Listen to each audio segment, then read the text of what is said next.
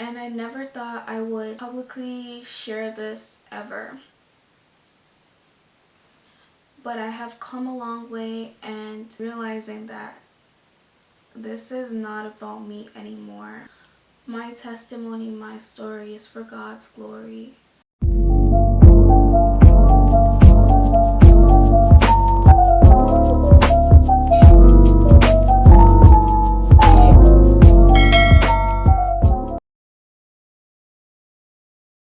Hi everyone, my name is Eunice and today I will be sharing my testimony on how God pulled me out of darkness into light. Through my testimony, I want those out there to know that God is still loving and faithful through it all. I'm not here for likes, I'm not here for clout, I am not here for whatever, but I am here in hopes that my story, my testimony will give someone hope. And I pray that this video will bless someone out there and lead them to their deliverance or their healing. Life before Christ was not that great. It was confusing, it was painful, and I just did not feel love. I was born into a Christian home. I was raised a Christian. We went to church every Sunday, but I still did not know God like I know him now. I knew of him at that time, but I did not know him like I know him now, The whole concept was very confusing to me, but I still have some faith in me to believe that there was a God. I was a very angry person.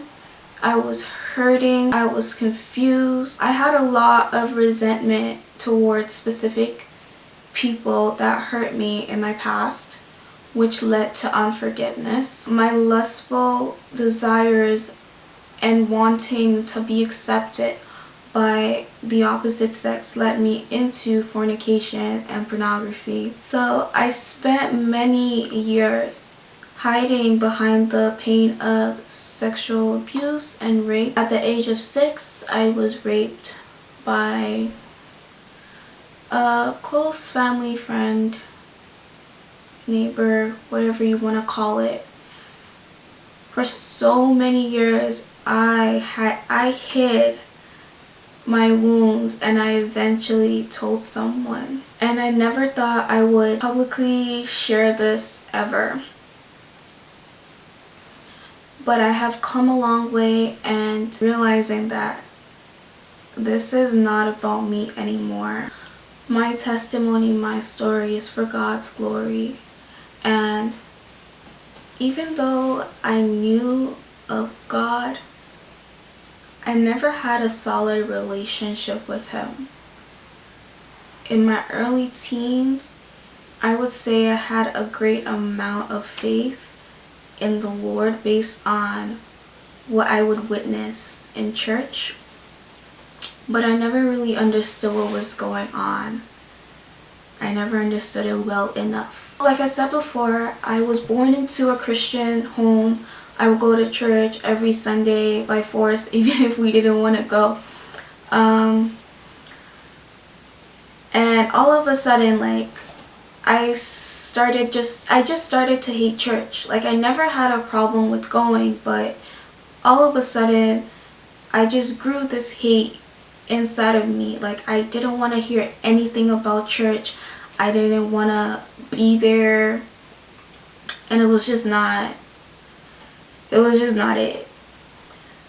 So the reason why I didn't want to go anymore was because our youth teacher at that time would have certain teachings about certain sins, and the one that made me not want to go was when he said something along these lines that if you are not a virgin, no one is gonna want you, no one's gonna marry you, and no one is gonna notice you. And at that time I'm just since I didn't have the option to decide if I wanted to lose my virginity or not. Does that mean, like, does that still count? And this was where I was just like, okay, if no one was gonna ever want me or love me or marry me or whatever, then how can God even love me if I'm not a virgin, or if I'm a sinner, right? So I really started to like think differently of God compared to all the other teachings that we were taught. I was like, okay, this God is not as loving as they say he is, and this God does not even see me. So based on what he said and how he was delivering that message, I was turned away from the church. Like, I just did not want to go, because it was just reminding me constantly of my past abuse, and I just didn't want to think about it any longer. And it was just a repetition of the same teaching every Sunday. And I was just sick and tired. I just stopped going to youth service or whatever you want to call it. So I just stopped going. And of course, when I stopped going, this also made me have a different mindset. So that was where I was doing whatever I wanted and however I wanted. Yeah, I was still aware of like certain sins, because that's how, it's engraved in me. Like, just know what to do and what not to do. You know the 10 commandments, you have to follow them and all that. But I was never taught to have a relationship with Christ. So fast forward to my first year in uni, my friends and I found an on-campus church, and we decided to go one day when everyone was available. So we went, and my personal experience was that I found it very interesting because I never seen anything like this or experienced anything like this, because there weren't many mature people there, and I was just shocked that there were people my age worshiping, people in my age group actually seeking God. And I was just like, wow, this is pretty interesting. So a couple weeks go by, and I feel so moved to go to church. Like, I feel so moved to go again, but it's either I didn't want to go because one of my friends couldn't come, or because they just didn't want to. By the grace of God, I started going frequently, which then became my home church. So through this on-campus church, I found my home church, which I'm so grateful for, because I honestly do not know where I would be today if it wasn't for this specific church. Like, I don't think words can even describe how much this church has blessed me. Like, words will not be enough. And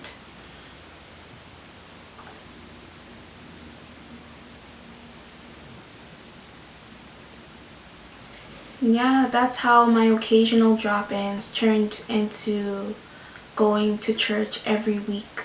Fast forward to March 2019, my church had a program called an encounter. So an encounter is a retreat where we isolate ourselves from worldly distractions for 3 days. So at this encounter, no phones are permitted, and We are strictly there to spend time in God's presence and to deal with issues such as generational curses, past experiences, soul ties, demonic oppressions, and unforgiveness. My encounter was amazing. I almost didn't go because it was my birthday weekend, but I ended up going and I do not regret it because only God knows what I would have done on my birthday weekend with the wrong people.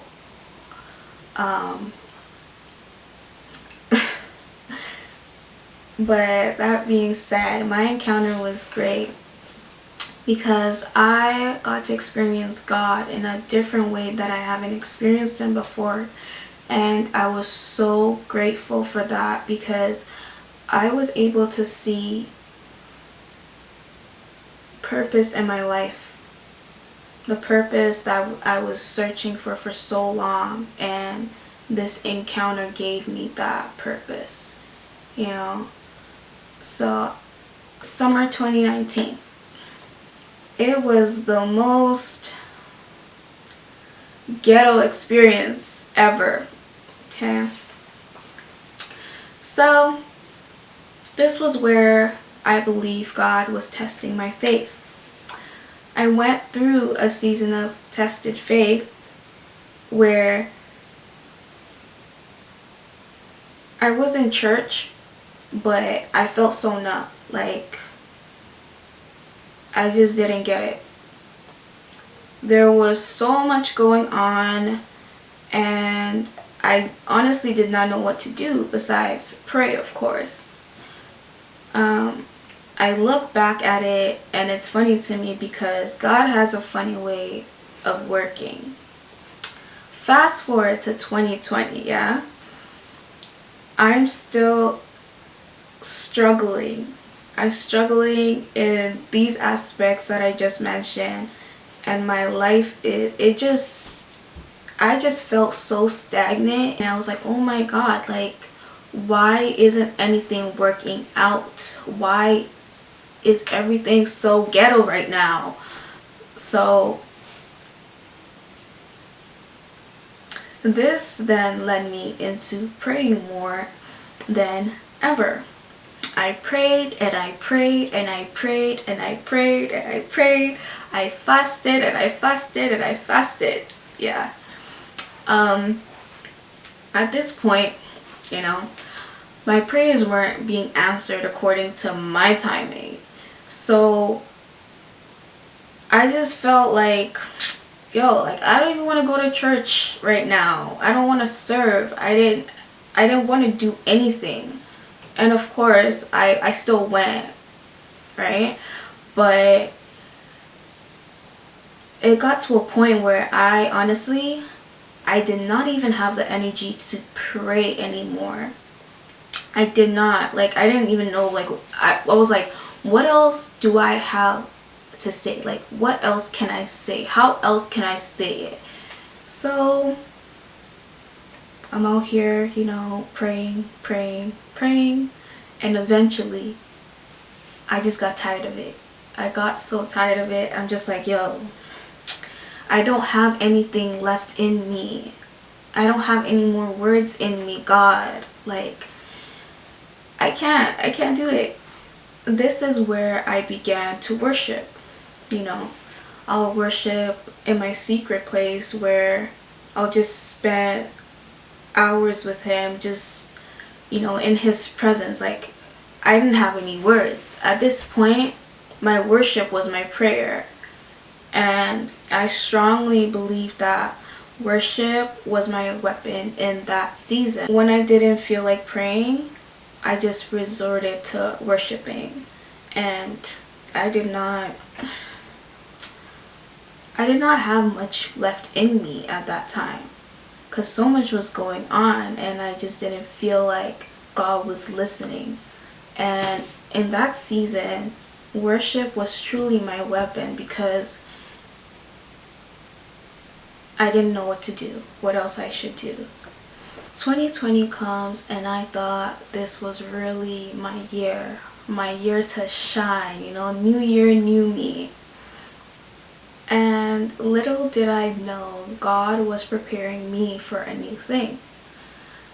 And during this pandemic, with all these lockdowns and everything going on, God revealed himself to me in so many ways. Like, when I think back at my 2019,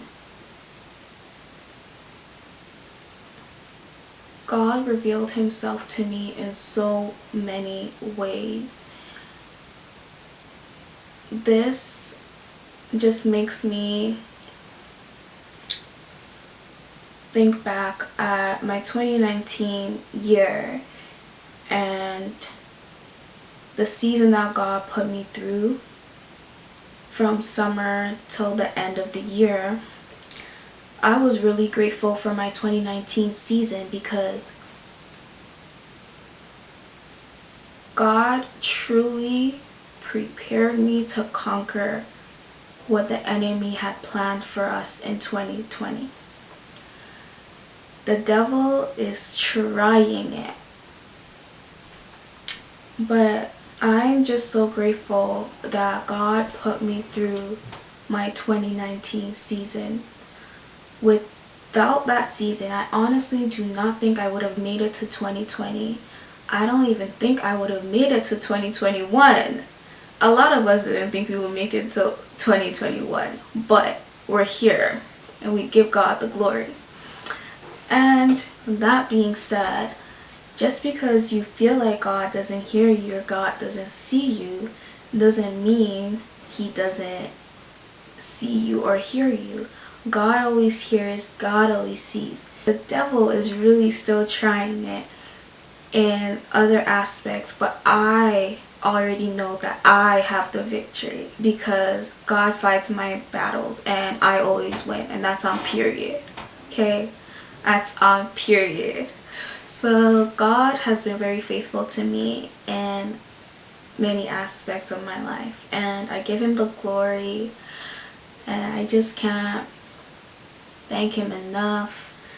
I also thank the people that have helped me grow my relationship with Christ. I thank my pastors, my church, my mentors, and I just thank God for directing me to the right place, to the right people, because if it wasn't for them, I honestly do not know where I would be today. So I thank God. Life is full of surprises, and with God by your side, everything works out for your good. I pray that God guides you near him, closer to him, and puts the right people in your life so that you can witness and experience his love for you on this earth. The right people to show you the love of God. May you drink of his living waters and be restored, renewed, and delivered. It is not too late. It is never too late. And I encourage you to rise up. Rise up because you belong to Christ, Abba Father, omnipotent Father, omnipresent Father, the one who knew you before you were born. You belong to him. You belong to Christ. I just want to give thanks for your life, for he is good. For he is good. I just want to give thanks for your life because you are fearfully and wonderfully made. I just want to give thanks for your life, for he is good and his mercy endures forever. For you are redeemed from the hands of the enemy. I pray this prayer over your life, and I thank you for watching. And I hope this testimony blessed you in a way. I'm praying for you. I pray that you do not give up and you keep seeking the Lord, for he is always there for you. He will be there for you. Just seek him and he will answer. Thank you guys for watching. Love you. Bye.